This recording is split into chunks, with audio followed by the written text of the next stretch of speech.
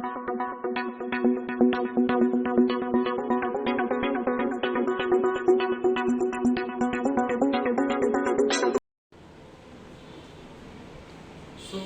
welcome in Mastermind Public School online classes videos. Today's video is about class 9, chapter अपना 5, fundamental unit of life, that is cell, part 3 video. और class 9 science का हम ये video discuss कर रहे हैं, ये पार्ट 3 वीडियो हो जाता है.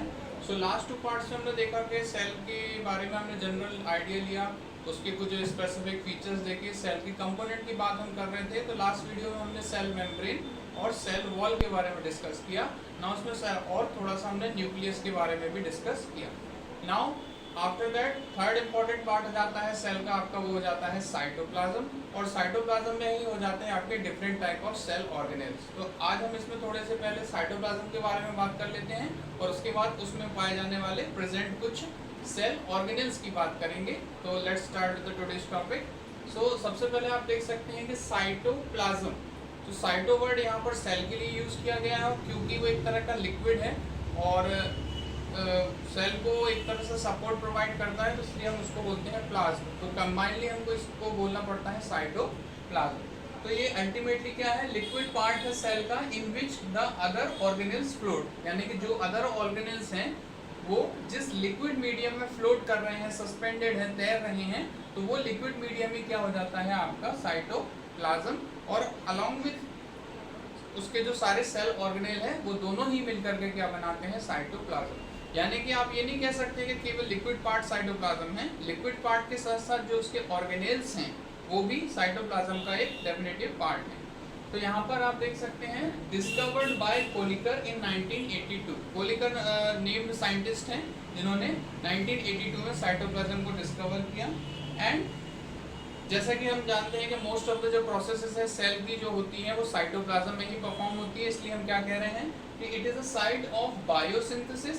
यानी कि यहाँ पर जो भी एलिमेंट है या जो भी कुछ कंपाउंड्स है वो बनते भी हैं और साथ में कैटाबोलिक पाथवे यानी कि वो कंपाउंड को यूज़ करके एनर्जी या अदर प्रोसेस भी किए जाते हैं. तो सेल के साइटोप्लाज्म में हम बोल रहे हैं कि कंपाउंड्स का फॉर्मेशन भी हो रहा है और उनका डिग्रेडेशन भी हो रहा है. फिर जैसा कि हमने बताया कि 2 कंपोनेंट है साइटोप्लाज्म के, एक हो जाता है आपका साइटोसोल, वो लिक्विड जिसमें कि सेल ऑर्गेनेल सस्पेंडेड है. तो यहाँ पर साइटोप्लाज्म 2 पार्ट से मिलकर के बना हुआ है. इसमें पहला पार्ट आपका हो जाता है साइटोसोल और दूसरा पार्ट आपका यहाँ पर हो जाता है सेल ऑर्गेनेल. तो साइटोसोल क्या हो जाता है, that aqueous soluble part contain various fibres protein forming cytoskeleton. यानी सेल का वो लिक्विड या एक्वस पार्ट जो कि सॉल्युबल होता है और क्या करता है, वेरियस फाइबर्स होते हैं, यानी कि उसमें प्रोटीन क्या करता है, धागे जैसे स्ट्रक्चर बनाता है, फाइबर लाइक स्ट्रक्चर बनाता है और वो सेल को एक तरह से उसकी स्टेबिलिटी या अपन कहें स्ट्रेंथ प्रोवाइड करता है. जैसे बॉडी को एक स्ट्रेंथ कैसे मिलती है स्केलेटल सिस्टम से, वैसे ही यहाँ पर जो साइटोसोल में प्रोटीन के फाइबर्स हो जाते हैं वो सेल के साइटोस्केलेटन की तरह बिहेव करते हैं. तो साइटोसोल क्या हो जा रहा है, लिक्विड सॉल्युबल पार्ट है जिसमें कि प्रोटीन के फाइबर आपको सस्पेंडेड दिखते हैं. सेकंड जो पार्ट हो जाता है साइटोप्लाज्म का वो हो जाता है आपका सेल ऑर्गेनेल, यानी कि एक तरह से ये लिविंग पार्ट है सेल का. So living part of the cell having definite shape, structure and function bounded by plasma membrane. तो हमने पहले भी बात करी थी प्लाज्मा मेम्ब्रेन साइटोप्लाज्म को कंटिन्यूसली या चारों तरफ से कवर किए रहता है और उसी साइटोप्लाज्म के अंदर हम बोल रहे हैं साइटोसोल है, वो लिक्विड है जिसमें कि सारे सेल ऑर्गेनेल सस्पेंडेड है, जिनका की क्या है, डेफिनेटिव शेप हो जाता है, डेफिनेटिव स्ट्रक्चर हो जाता है और उनका एक स्पेसिफिक टाइप ऑफ फंक्शन है जो वो सेल के साइटोप्लाज्म के अंदर रह करके परफॉर्म करते हैं, जो कि हम आगे जब भी पढ़ेंगे सेल ऑर्गेनेल्स के बारे में तो उनके बारे में अपन डिस्कस करेंगे कि किस शेप के हो जाते हैं, स्ट्रक्चर के हो जाते हैं या फंक्शन उनका क्या क्या होता है. तो यहाँ पे हमने देखा सेल का साइटोप्लाज्म 2 कंपोनेंट से मिलकर के बना है, साइटोसोल और सेल ऑर्गेनेल. तो let's continue with the cell organelles. एक एक करके वो सेल ऑर्गेनेल का नॉमेनक्लेचर आपको दिखाया था मैंने चैप्टर इसी के फर्स्ट वीडियो पार्ट में, तो उन्हीं के एक एक करके हम यहाँ पर डिस्कस कर रहे हैं.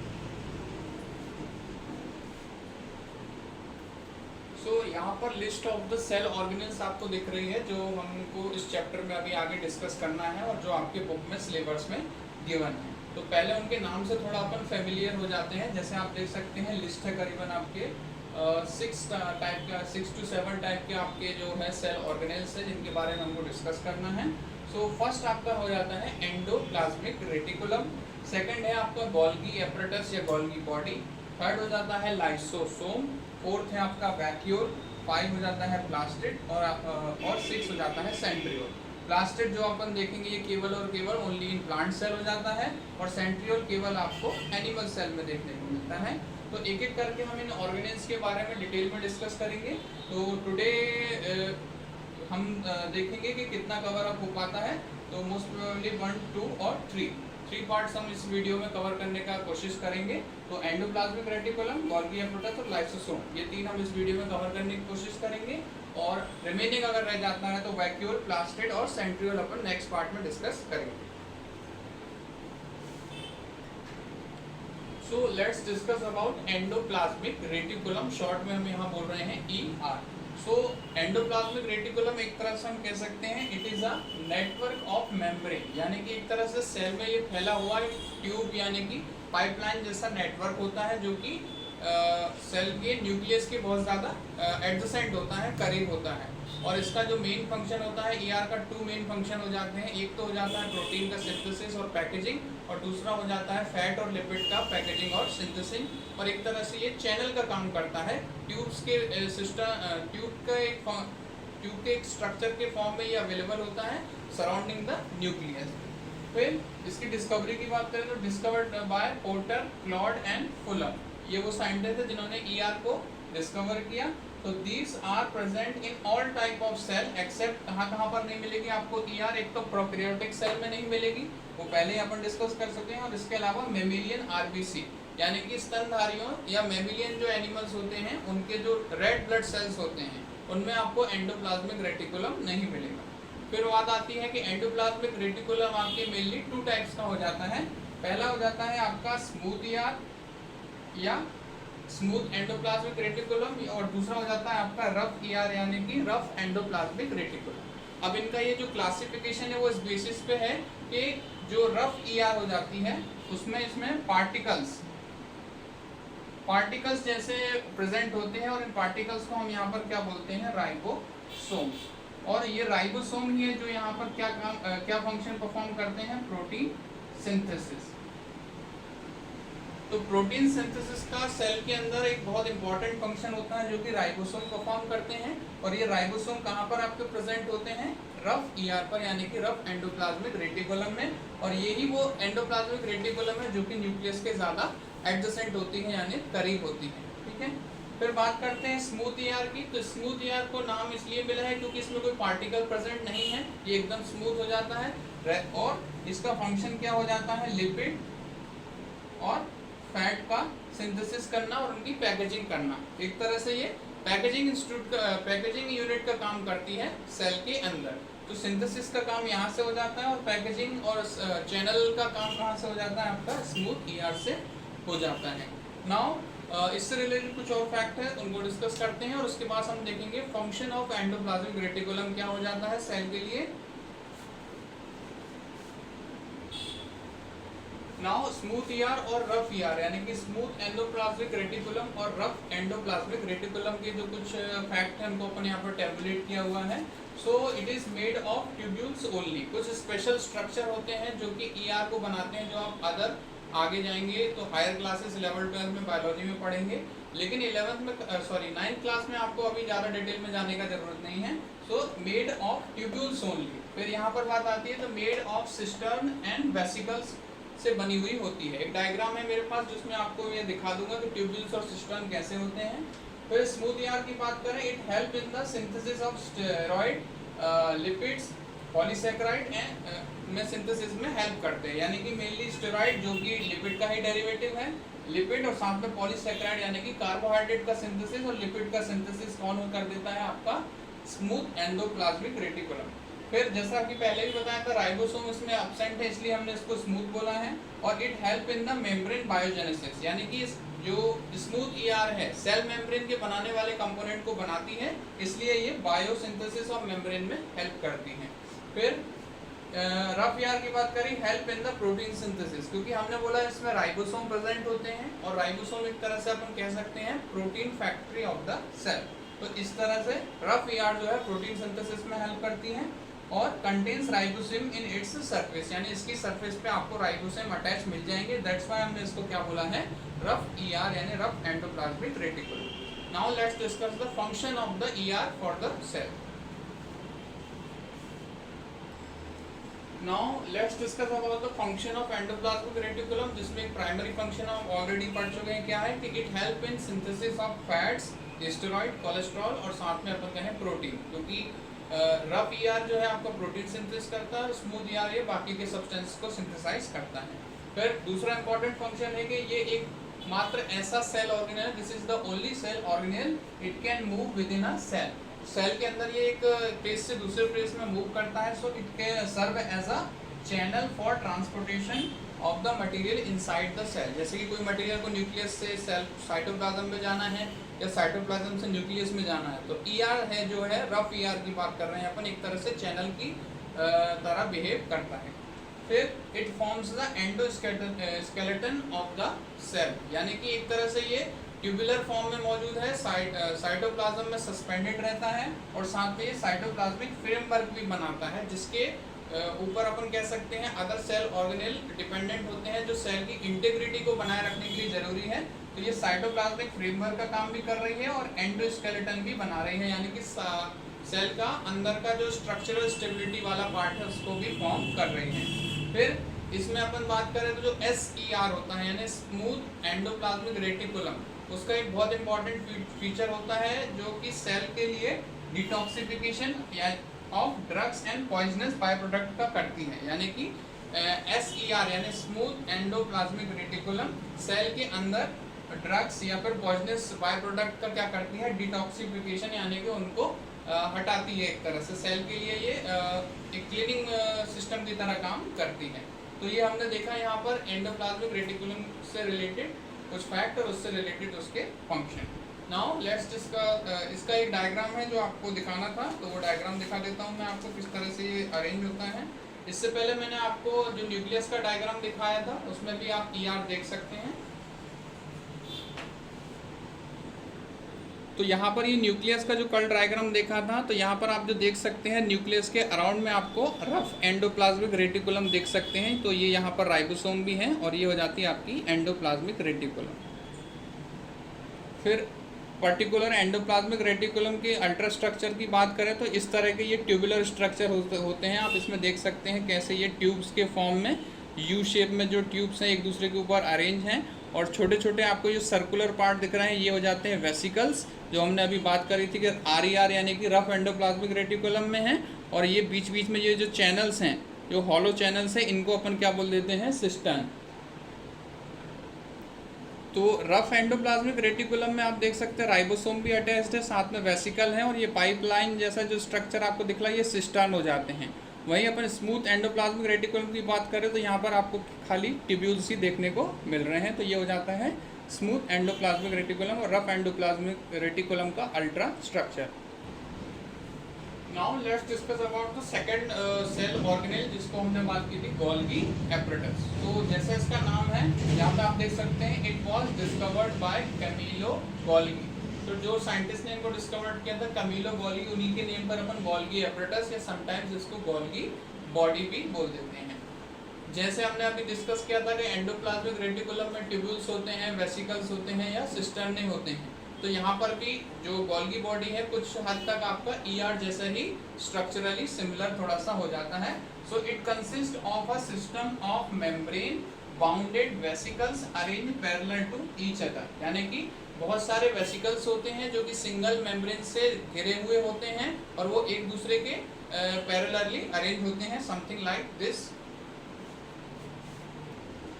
तो यहाँ पर आप डायग्राम जो देख रहे हैं ये एक तरह से गोल्गी एपरेटस का डायग्राम है। इसमें 2 फेज होते हैं, एक साइड हो जाती है सिस साइड और दूसरी हो जाती है ट्रांस साइड। और यहाँ पे आप देख सकते हैं ये बहुत सारी वेसिकल्स हैं जो कि एक दूसरे के पैरेलल अरेंज हैं, और यहाँ पर आप देख सकते हैं इनकमिंग ट्रांसपोर्ट वेसिकल, और ये बीच बीच में आपके सिस्टर्न मौजूद हैं।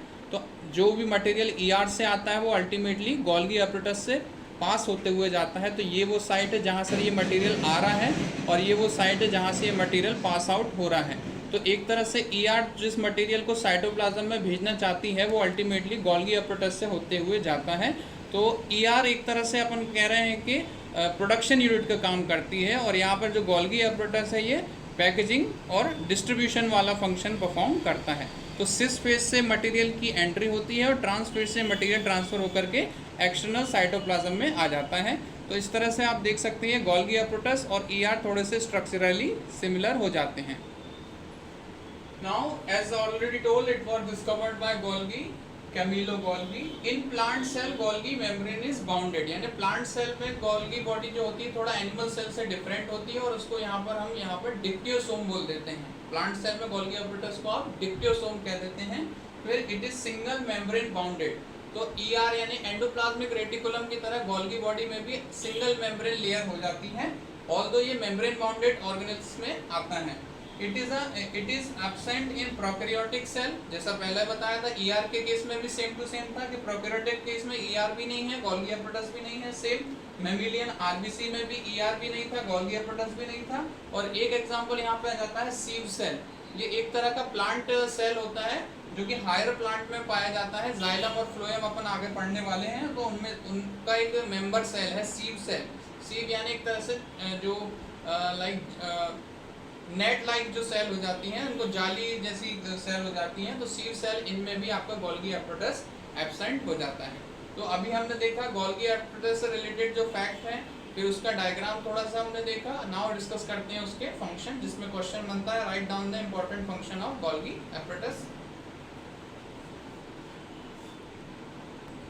Now talk about the Golgi apparatus function. तो गोल्गी एपरेटस के जैसे भी मैंने अभी आपको बताया था कि एंडोप्लाज्मिक रेटिकुलम जो है एक तरह से प्रोडक्शन यूनिट का काम करती है, और आपका जो गोल्गी एपरेटस है ये पैकेजिंग और डिस्ट्रीब्यूशन यूनिट की तरह हेल्प करता है। तो आप देख सकते हैं it help in the formation of lipid. तो लिपिड का एक्चुअल फॉर्मेशन कहाँ हो रहा है? ईआर पे, स्मूथ ईआर पे, और उसको अल्टीमेटली मेम्ब्रेन में बाउंड करके वेसिकल्स के फॉर्म में ये साइटोप्लाज्म में डिसॉल्व करती रहती है। Then help in the formation of middle lamina. जब हमने सेल वॉल के बारे में डिस्कस कर रहे थे, तो दो एडजेसेंट सेल के बीच की एक जो पतली लेयर हो जाती है उसको अपन ने क्या कहा था? Middle lamina. उसके फॉर्मेशन में भी ये गोल्गी बॉडी आपका हेल्प करता है।